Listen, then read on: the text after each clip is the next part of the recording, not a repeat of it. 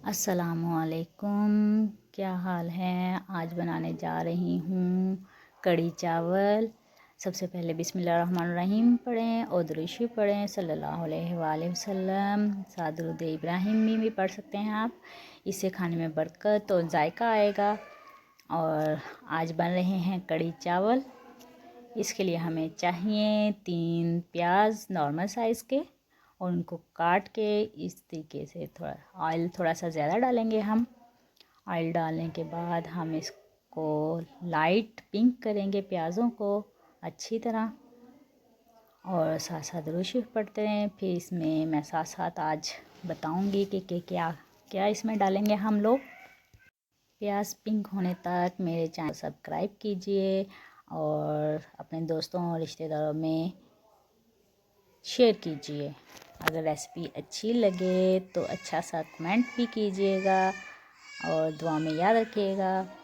ये देखें काफ़ी हद तक प्याज नरम हो गए हैं, और इसके साथ फिर हम डालना शुरू करेंगे फ्रेश मसाला जात। सबसे पहले ये देखें लहसुन और अदरक का मैंने पेस्ट बनाया हुआ है। फिर नमक, हल्दी, मिर्च, और ये लस्सी हमें बहुत मुश्किल से मिली है, बहुत दूर से। और ये देखें प्याज काफ़ी हद तक नरम हो गए हैं। नॉर्मल आंच पे मैंने किया है, नॉर्मल मीडियम आंच पे। अब सबसे पहले मैंने डाला है लहसुन अदरक का पेस्ट। फिर इसको थोड़ा सा हम 2 मिनट पकाएंगे ताकि इसका कलर थोड़ा सा चेंज हो जाए, प्याज लहसुन अदरक का। फिर इसमें मैं बाकी चीज़ें डालूँगी, जैसा कि लाल मिर्च, थोड़ी सी मैं स्पाइसी बनाने के लिए 3 से 4 चम्मच डाल रही हूँ। स्पून यानी कि टीस्पून जो होते हैं, 3 से 4 चम्मच। फिर नमक बेजायका, और हल्दी 3 चम्मच। अगर कम लगे तो फिर हम बाद में ऐड कर सकते हैं। और इसकी भुनाई करेंगे। और ये हरी मिर्च थोड़ी सी साथ में डाली है मैंने। और ये देखें मैंने इतनी भुनाई की है कि ये इसका घी निकल आया। फिर थोड़ा सा पानी डाल के इसकी और भुनाई करूँगी। तकरीबन इस भुनाई जितनी अच्छी होगी उतनी अच्छी आपकी कढ़ी बनेगी। इसको थोड़ा थोड़ा पानी डाल के इसकी भुनाई करें, और प्याज बिल्कुल नरम हो जाएंगे, इसकी इतनी भुनाई होगी। ये देखें सल्लल्लाहु अलैहि वसल्लम। दुरूद शरीफ पढ़ते रहें और चम्मच हिलाते रहें, और साथ साथ अस्सीनो बिस्सीने अस्सीनो बिस्सीने अस्सीनो बिस्सीने सल्लल्लाहु अलैहि वसल्लम। ये देखें इस तरीके से ये प्याज नरम हो गया है बिल्कुल। और अब इसमें मैं डालूँगी लस्सी और बेसन मिक्स करके। ये देखें मैंने लस्सी और बेसन मिक्स किया है। तकरीबन आधा किलो बेसन था और 2 बोतलें लस्सी की थी। ये फ्रिज में मैंने रखी हुई थी मंगवा के, और आज मैंने इसको रेडी किया है। इस जो हम लोगों का मसाला बन गया था, उसके ऊपर से ये पहले ऑयल उतार लेना है। फिर हम लोगों ने इसमें ये लस्सी और बेसन जो मिक्स करके रखा था वो हम लोग इसमें डालेंगे, और साथ साथ चम्मच हिलाते जाएंगे। और इसमें अब हम इतना पानी डालेंगे कि ये बिल्कुल पतली हो जाएगी, तकरीबन फुल देचकी से थोड़ा सा नीचे। ये देखें इतना पानी आपने ढेर सारा ऐड करना है इसमें पानी इतना रखना है कि 1 फिंगर का गैप रह जाएगा। मेरी फुल बड़ा देज का है ये। और ये देखें किनारों तक। अब इसको जब तक ये बॉयल आना शुरू ना हो जाए, हम लोग इसमें चम्मच हिलाते रहेंगे ताकि जो बेसन हम लोगों ने डाला है वो बैठ ना जाए।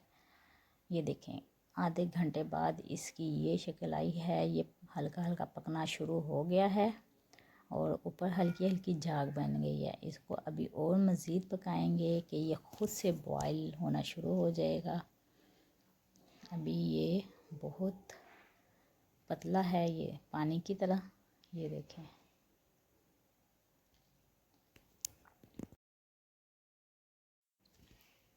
ये इसको चम्मच घुमाते रहें, सल्लल्लाहु अलैहि वसल्लम पढ़ते रहें और ये ख़ुद से पकना शुरू हो जाएगा। अब तकरीबन मुझे आधा पौना घंटा हो गया इसको चम्मच हिलाते हुए। इसमें ये देखो थोड़ी सी झाग बनना लग जाती है। इसकी निशानी ये है कि जब झाग बनने लग जाए तो फिर आप चम्मच हिलाना छोड़ दें, ख़ुद से बॉयल आना लग जाएगा। ये देखें ये झाग बन रही है। ये बॉयल आएगा तो ये बाहर तक जाएगी, तो तब आप लो मीडियम आंच कर लें इसकी। ये साथ साथ पकेगी और साथ साथ में इसमें जो हम लोगों ने डाले हैं पकोड़े उसका मसाला भी ऐड करूँ, बनाना शुरू करती हूँ। साथ साथ ये साथ पकती रहेगी और साथ साथ हम पकोड़े भी तैयार करेंगे और साथ में चावल भी बनाऊंगी। इसके साथ ज़्यादातर वाइट चावल चलते हैं और जो कि बहुत मज़ेदार होते हैं। जैसा कि मैं आपको बता रही थी, ये पूरी लस्सी में आपके बबल्स आ गए हैं। अब ये पकना शुरू हो जाएगी खुद ही और फिर आप इसको चम्मच हिलाना छोड़ सकते हैं, लेकिन इतना साथ साथ थोड़ा बहुत हिलाना है कि बिल्कुल नीचे ना बैठ जाए। ये अब खुद से पकना शुरू हो जाएगी कड़ी और इसमें बहुत टाइम लगता है। ये मुझे बनाने में तकरीबन सुबह 9 बजे से रखी हुई मुझे 2 बजे तक ये रेडी हुई है, क्योंकि ये लंबा प्रोसीजर होता है। इसमें सब्र और हिम्मत से काम लेना पड़ता है। ये देखें ये अब खुद से पकना शुरू हो गई है ऐसे। अब आप इसको साइड पे पकने दें और साथ साथ दुरूद शरीफ पढ़ें। और इतने मैं सारा मिक्सर तैयार करती हूँ। दूसरा पकौड़ों के लिए हमें चाहिए बेसन 1.5 पाव और उसमें हम डालेंगे नमक, मिर्च 1-2 चम्मच मिर्च, नमक 1.5 चम्मच और कुटी हुई मिर्च 2 चम्मच और ज़ीरा और अजवाइन के 2 चुटकी और ये प्याज और हरी मिर्चें थोड़ी सी मैंने इसमें काट के डाली हैं। और अब ये है पालक। पालक से ही पकोड़े ज़रा क्रिस्पी और मज़ेदार बनते हैं। ये बर्तन छोटा हो गया है, अब इसको मैं किसी और चीज़ में मिक्स करके दोबारा इसी में पलट लूँगी। अब ये आलू भी डाले हैं। ये साथ साथ कड़ी पक रही है। ये अब ये साथ मैंने पानी भी रख दिया है चावल बॉईल करने के लिए, पानी गरम रख दिया है। ये कड़ी पक रही है और दुरूद शरीफ पढ़ते रहें, साथ साथ अपना अल्लाह का नाम लेते रहें।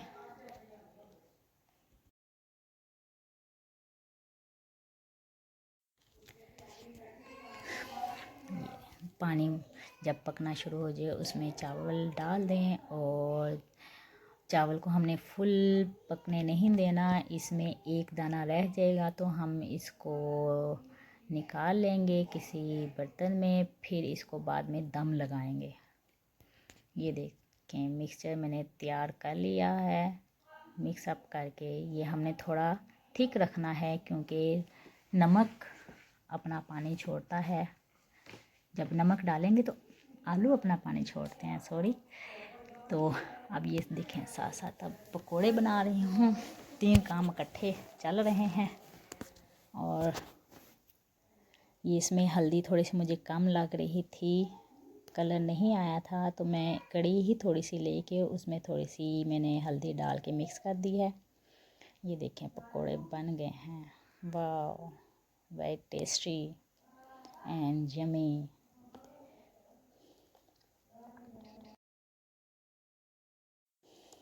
कड़ी काफ़ी हद तक गाढ़ी हो गई है। ये देखें कितनी नीचे चली गई है। इसको पकने में बहुत टाइम लगा है। साथ साथ पकोड़े बना के साइड पे रख रही हूँ।